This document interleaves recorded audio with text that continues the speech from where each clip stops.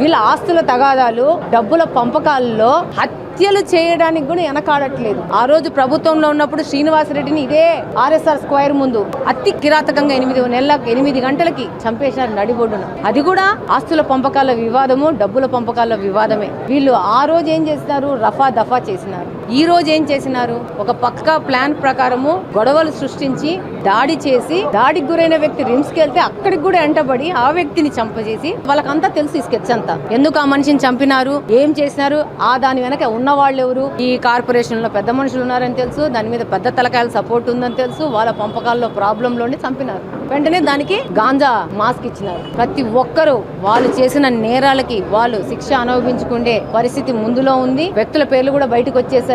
System ని compromise చేయాలనే ఉద్దేశంలో వీళ్ళ వెనక ఈ పార్టీకి సంబంధించిన నాయకులు పెద్దోళ్ల సపోర్ట్ తో వీళ్ళకి అరాచకాలు, కిరాతకాలు మొదలు పెట్టారు. చట్టం తన పని తాను తీసుకుపోతుంది, ఎవ్వలని వదిలే పరిస్థితి లేదు. ఏం వైకాపా పార్టీ ఏమన్నా అధికారంలో ఉందనుకుంటున్నారా? తెలుగుదేశం పార్టీ ఉంది. నిర్మోహమాటంగా, నిర్భయంగా నేరానికి పాడుపడిన వ్యక్తులు డెఫినెట్ గా శిక్షను అనుభవిస్తారు. ఈ యొక్క విధానాన్ని కడప నుంచి మనం అందరం పాలదోలాల, ప్రతి ఒక్క సామాన్యుడు గుండె మీద చేయబెట్టుకొని నిర్భయంగా పండుకునే పరిస్థితిని కడపలో తీసుకురావాల్సిన అవసరం ఉంది.